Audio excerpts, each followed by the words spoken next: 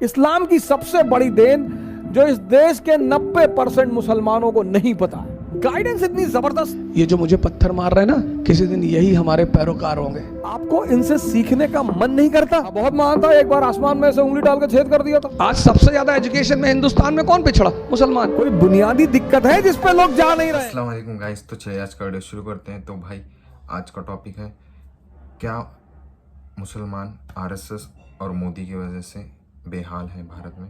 तो चलिए अरविंद ओझा सर का वीडियो देखते हैं। तो चलिए शुरू। इस्लाम की सबसे बड़ी देन जो इस देश के 90% मुसलमानों को नहीं पता है।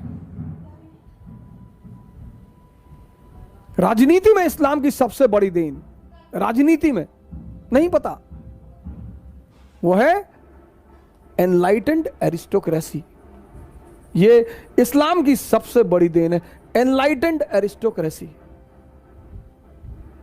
और इसमें दो नाम इतने महान हैं, एक अल हारून और दूसरा उसका बेटा अल मामून। सर पढ़िए कभी इनके बारे में। 90% मुसलमान औरंगजेब का नाम जानते हैं? इन लोग का जानते ही नहीं। औरंगजेब बड़ा बढ़िया आदमी था, चच्चा थे तुम्हारे ना। भाई साहब वो महान आदमी था। हाँ बहुत महान था, एक बार आसमान में से उंगली डाल के छेद कर दिया था, वो बाद में नासा वालों ने भरा। ये इन्होंने एक डिपार्टमेंट बनाया सर बगदाद में, बैतुल हिकमत। पर मुसलमानों से कुछ बोल दो, नाराज हो जाते हैं। संगी है, संगी संगी संगी है ये। हाँ बैतुल हिकमत सबको बुलाया सर, पूरी दुनिया के विद्वानों को। ये इस्लाम की राजनीति को सबसे बड़ी देन है। Caliph system. जो आदमी एनलाइटेंड होगा वो स्पिरिचुअल हेड होगा और वही पॉलिटिकल हेड होगा। हजरत अबू बकर, हजरत उमर साहब की कहानियां सुनो सर। मुसलमान इसी को भूल गया। नेता चुनो सर, तुम दलित नेता चाहते हो ना, दलित नेता चुनो, अंबेडकर जैसा चुनो, कोई हारून जैसा चुनो। पढ़ो इस आदमी का इतिहास। लिटरेचर में कंट्रीब्यूशन, साइंस में कंट्रीब्यूशन, डेवलपमेंट में कंट्रीब्यूशन, पॉवर्टी में कंट्रीब्यूशन। नहीं वो आरएसएस वाले जो है मुसलमानों के पीछे 2014 में आए, 2014 में आए। उससे पहले की कंडीशन देख लो, सच्चर कमेटी की रिपोर्ट। अरे नहीं, वो आप नहीं समझ पाएंगे। और 1870 में एक किताब आई हिंदुस्तान में, द इंडियन मुसलमान, बड़ी इंपॉर्टेंट किताब, द इंडियन मुसलमान। और इस किताब जो है, इस किताब ने कहा कि 80% मुसलमान इस देश में पिछड़े हुए हैं, गरीब हैं। 80%। 1870 में तब तो आरएसएस नहीं थी, तब तो मोदी नहीं था, तब तो बीजेपी नहीं थी। 1206 से लेकर 1707 भारत में राजा कौन है? मुसलमान। इल्तुतमिश, बलबन, अलाउद्दीन खिलजी, मोहम्मद बिन तुगलक, फिरोज शाह तुगलक, बाबर, हुमायूं, अकबर, जहांगीर, शाहजहां, औरंगजेब।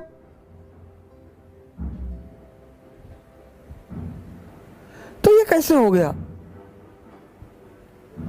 मैंने बड़े सारे मुस्लिम इंटेलेक्चुअलों से सवाल किया, मौलानाओं से कहा, मैंने कहा चाचा ये कैसे हो गया? नहीं वो जो है वो कुछ दूसरा मसला है, वो आप नहीं जान पाए। नहीं कैसे हो गया? तब तो ये लोग थे नहीं, ये कैसे हो गया?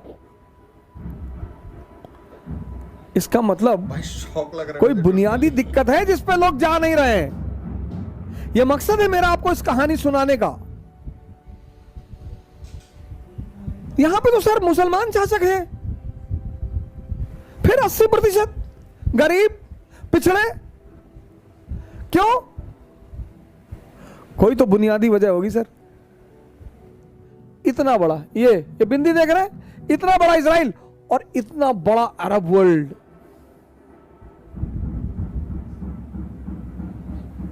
सर आपको शायद ही ये बिंदु दिखाई पड़ रहा हो। इतना बड़ा इजराइल और इतना बड़ा अरब वर्ल्ड। दुस्साहस देखिए इनका। आपको ये आकर्षित नहीं करता? आपको इनसे सीखने का मन नहीं करता? गाली देना किसी समस्या का समाधान नहीं है। हमारे बड़े सारे मुस्लिम भाई हैं, उनको मैं देखता हूं किसी को तुरंत गाली देने लगते हैं। तारिक फतेह चोर है, अच्छा क्यों? वो आर्रा का एजेंट है, अच्छा हिंदुस्तानियों का एजेंट है, तो क्यों नहीं बहस करते हो उससे जाकर? करो, उसको साबित करो कि तुम गलत हो, उसको बुलाओ किसी मजलिस में, उसके तर्कों को काटो। नहीं वो शैतान का आदमी है, शैतान इबलीस का आदमी। और जब भी तुम किसी को गाली देते हो तो एक बात तो स्पष्ट हो जाती है कि तुम उससे मुकाबला करने में सक्षम नहीं हो। Whenever you are abusing someone, then it is explicitly clear, that you are not in a situation to compete with that person. पूरी दुनिया की अर्थव्यवस्था यहूदियों के हाथ में है सर। इतना ऑयल रिजर्वायर होते हुए तुम उनके गुलाम हो। 48 में मारा, 56 में मारा, यम किप्पुर के वॉर में मारा, 6 डेज वॉर में मारा, तुम्हारे घर में घुसकर तुम्हारा बेड़ा उड़ा देते हैं, स्विस कैनाल पे कब्जा कर लेते हैं, इजिप्ट की एयरफोर्स पूरी उड़ा देते हैं। तुम्हें यह चीज आश्चर्य नहीं करती? बस गाली ही देते हो। कि इस्लाम की सबसे बड़ी राजनीतिक देन है एनलाइटेंड एरिस्टोक्रेसी। एनलाइटेंड एरिस्टोक्रेसी, उसमें जिन्ना जैसे लोग कहीं नहीं बैठते सर, वो बैठते ही नहीं। इस्लाम की जो सबसे बड़ी राजनीतिक देन है वो है एनलाइटेंड एरिस्टोक्रेसी। और सर इस्लामिक स्टेट ने इतनी यूनिवर्सिटियां खोली, इतनी वर्ल्ड फेमस सर। 5-6 नाम तो मैं आपको गिना देता हूं: Baghdad, Cairo, Barcelona, Seville, Damascus. ये सब फेमस इस्लामिक यूनिवर्सिटियां थी। रेनेसांस की जो पृष्ठभूमि बनी ना सर, वो इन्हीं यूनिवर्सिटियों में बनी सर। इन यूनिवर्सिटी में पढ़ने के लिए लोगों का सपना होता था कि हम इन यूनिवर्सिटियों में पढ़ें। अगर इस्लाम का इतिहास देखा जाए 8th सेंचुरी से 15th सेंचुरी, और सुप्रीम अचीवमेंट सर, गाइडेंस इतनी जबरदस्त, एनलाइटेंड एरिस्टोक्रेसी। राम एनलाइटेंड है, मोहम्मद एनलाइटेंड है, गुरु गोविंद सिंह एनलाइटेंड है। औरंगजेब ने पूछा आप संत हैं, आपने हथियार उठा लिया, क्यों? और ये आप दाढ़ी और बाल क्यों रखते हैं बड़े बड़े सन्यासियों की तरह? बोले हम सेंट वॉरियर्स हैं, हम धर्म के लिए लड़ते हैं। धर्म मतलब सिखिज्म नहीं, धर्म मतलब मानवता। इस्लाम जब पैदा हुआ पूरी दुनिया में अंधेरा था, पूरी दुनिया में। आप कभी इस्लाम की हिस्ट्री पढ़ो, यूरोप औरतें जलाई जा रही थी विच हंटिंग के नाम पे, विच हंटिंग। हिंदुस्तान सती प्रथा, चीन में तो लड़कियों को ऐसे ही मार डालते थे। पूरी दुनिया में अंधेरा, और उस अंधेरे में मोहम्मद साहब लैंप लेकर खड़े हुए। इस्लाम, प्रेम, मैसेज। हुजूर साहब गुजरते थे एक रास्ते से, कोई महिला उनके ऊपर डेली कूड़ा फेंकती थी। हमारे आपके ऊपर फेंक दे हम तो गोली चला दे तुरंत, कि वह कूड़ा फेंकोगे, वो भी हम मतलब मैं, वाजीराम के टीचर, इतनी औकात तुम्हारी? पैगंबर, हम तो उसके सामने कुछ है ही नहीं। पैगंबर, मालिक का सीधा हाथ है उस आदमी के सर पे। एक दिन उस महिला ने कूड़ा नहीं फेंका, वो मकान के अंदर गए, पता किया कि मोहतरमा कहाँ है, पता चला बीमार है। गए, हालचाल पूछा, कहा मालिक से दुआ करूंगा कि आप जल्दी ठीक हो जाए। ये है, ये हमसे लोग पूछते हैं, मैं मेडिवल इंडिया पढ़ाता हूं, लोग मुझसे पूछते हैं इस्लाम इतनी ऊंचाई पे कैसे था, मुसलमान इतनी ऊंचाई पे कैसे थे? इस स्पेन से लेकर चाइना सी, कैस्पियन से लेकर हिंदुस्तान, पूरे इलाके में मुसलमानों का कब्जा। क्यों? क्योंकि वो अपने उस वक्त पैगंबर को समझते थे कि जीतने के सिद्धांत क्या है।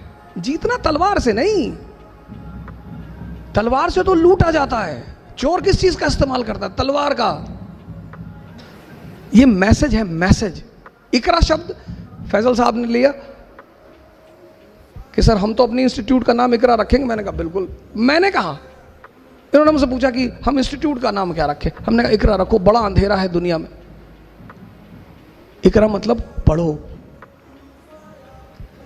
आज सबसे ज्यादा एजुकेशन में हिंदुस्तान में कौन पिछड़ा? मुसलमान। पैगंबर हमारा कह रहा है, हमारा, वो हम सब के पैगंबर है, किसी खास विशेष के नहीं है। वो कहता पढ़ो, समझो। तैफ शहर का नाम सुना होगा, काफी लोग बैठे हो। तैफ, वहां के लोग हुजूर साहब को पत्थर मारते थे, गाली देते थे। जिब्राइल साहब ने हुजूर साहब से कहा कि कहो तो, तैफ शहर 2 पहाड़ों के बीच में है, तो उन्होंने हुजूर साहब से कहा कि कहो तो दबा दूं। अरे बोले नहीं, जाने दो। ये लोग ये जो मुझे पत्थर मार रहे हैं ना, किसी दिन यही हमारे पैरोकार होंगे। तो गाइस, जैसे ही फ़लस्तीन की बात हुई भाई, मेरे तो आंखों से पानी निकल गया, क्योंकि इतने सारे अरब वर्ल्ड होते हुए भी आजू बाजू वहाँ के जो मुसलमानों पे जो जुल्म हो रहा है उसके खिलाफ कोई बात नहीं करता भाई। अरब वर्ल्ड तो पूरा टोटली अमेरिका के और इज़राइल की जेब में, क्या बोलते हैं, झोली में जाके बैठा है, गोद में। तो भाई, और इनके पास जो नॉलेज है भाई, मेरे पास भी नहीं है भाई। वो सुन के भी मेरे को बहुत ज़्यादा बुरा लगा। तो गाइस, रिएक्शन अच्छा लगा वीडियो को लाइक, चैनल को सब्सक्राइब करो। तो मिलते हैं नेक्स्ट रिएक्शन वीडियो।